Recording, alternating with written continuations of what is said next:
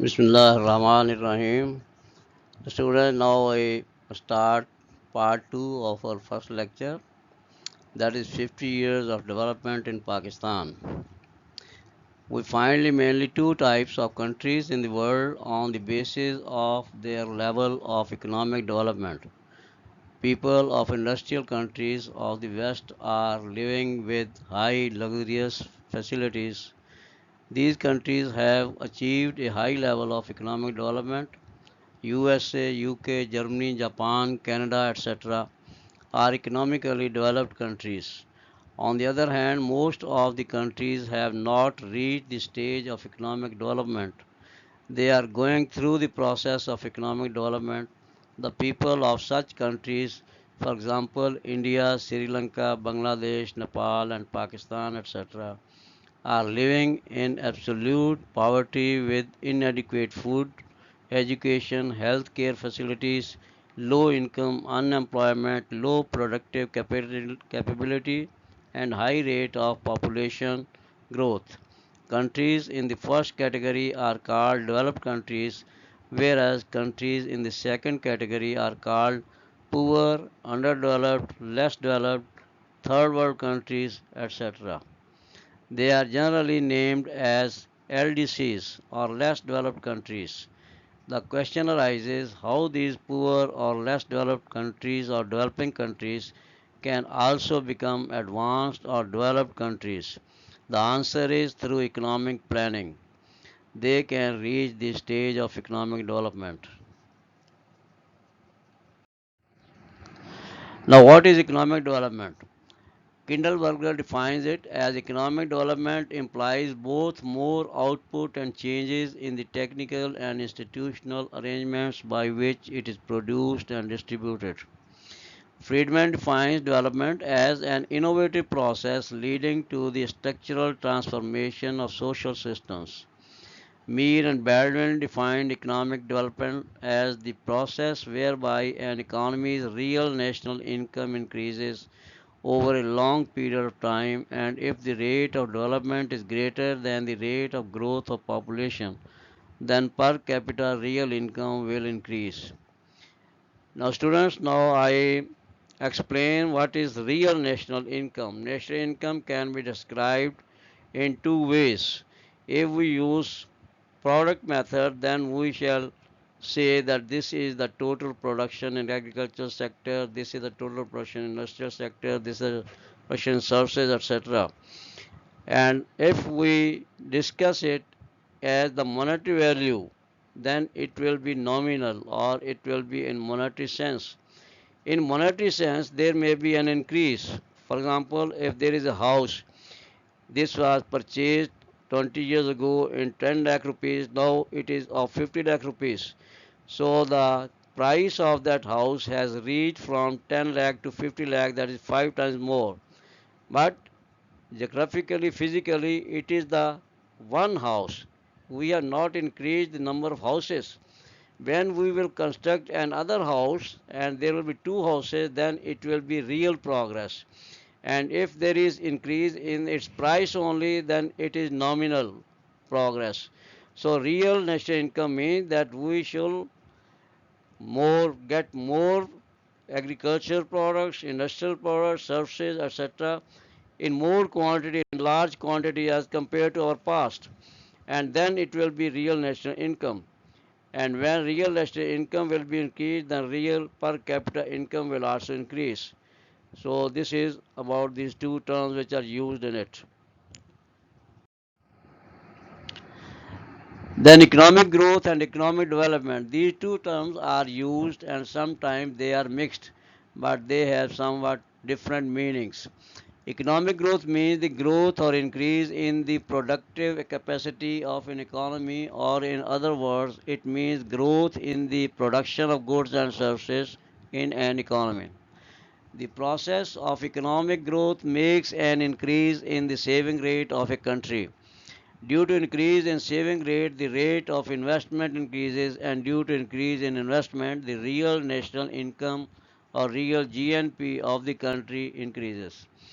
If the growth rate of population remains less than the growth rate of real national income, real per capita income will also increase over a long period of time. This would be the growth of an economy. This means economic growth is only a rise in the productive capacity of an economy. Economic development not only includes production uplift of the economy but also it brings in the distribution of national income. When production and fair distribution take place simultaneously over a long period of time, the whole society enjoys equally better food, shelter, quality education, and sound health facilities. Economic development brings structural changes in economic sectors, occupations, industrial output, pattern of trade, technology, and institutional arrangements. Methods used for the measurement of economic development are real national income method, real per capita income method, physical quality of the life index, and basic needs approach. In Pakistan, real national income method and real per capita income method are used. So the difference in economic growth and economic development should be clear to you. Economic growth means increase in production physically, and economic development means not only increase in production but also the betterment welfare of the population also. The country people should be well educated, they should have equal adequate facilities of shelter, they should have sound health facilities. If there is no such improvement, that we can get economic growth but there will be no economic development. So the difference must be clear to you. Then history of economic planning in Pakistan. The first one is Colombo Plan, 1st July 1951 to 30th June 1957. This plan was prepared after a meeting of the Commonwealth countries in Colombo in January 1950. Pakistan, Ceylon, India, Malaysia, Singapore, etc. They were in the meeting, they joined this meeting. It was estimated that rupees 260 crores or 2600 millions would be spent on the development program of Pakistan during 6-year plan period. To implement the plan on an economic council, a planning commission and various sub-commissions were set up. The main objective of the plan was to increase the rate of development in various sectors. In 1953, the total expenditure on this program was increased from rupees 260 crores to rupees 380 crores. In 1956, the cost again increased to rupees 564 crores. The expenditure increased due to the introduction of village aid program, establishment of PIDC, it means Pakistan Industrial Development Corporation, rapid development of hydroelectric power, transport and communication. Under this plan, industry made remarkable progress through agriculture, though agriculture remained relatively neglected. Various projects were started by the PIDC. The total power generating capacity rose to 1,02,000 kilowatts in 1954-55. Colombo Plan has great importance in the earlier efforts of development planning of Pakistan.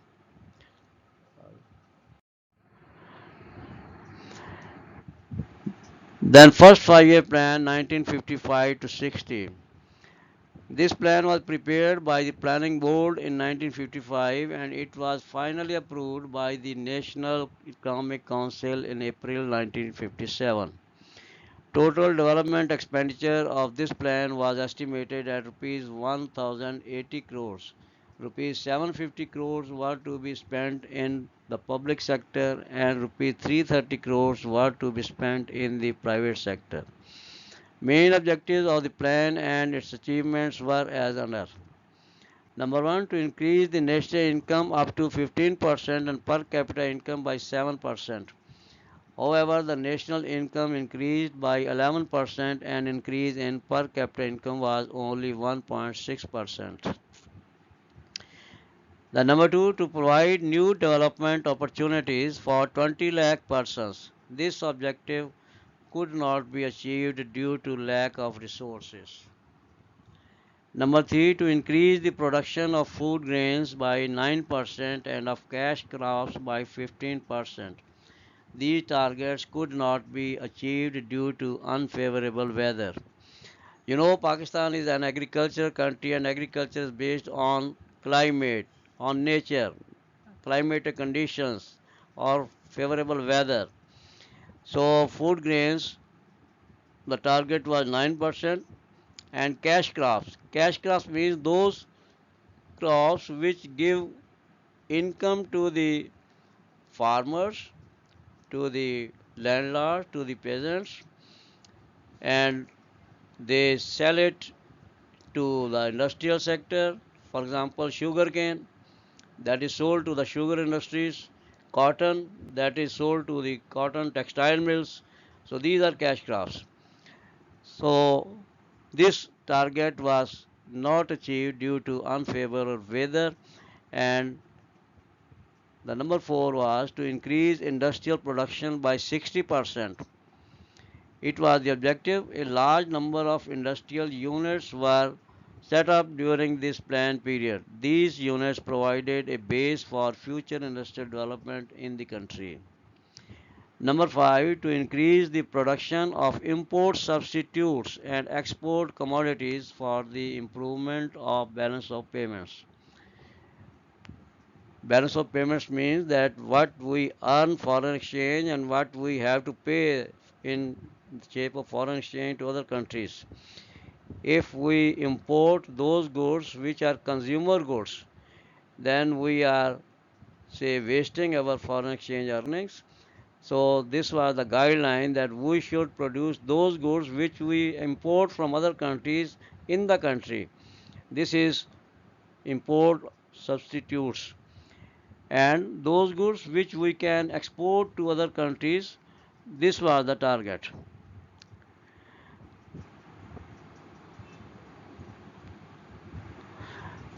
Balance of payment is an account.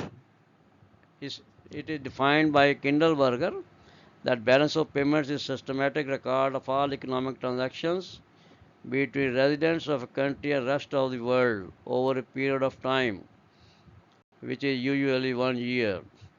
Balance of payments has three parts. First one is current account, second one is capital account, third one is official settlement account. This we shall discuss in international trade or balance of payments chapter. So this objective was partly achieved with establishment of new units in the textile industry, construction of new roads, replacement of railway track, the telephone, telegraph and postal services were increased up to the planned target.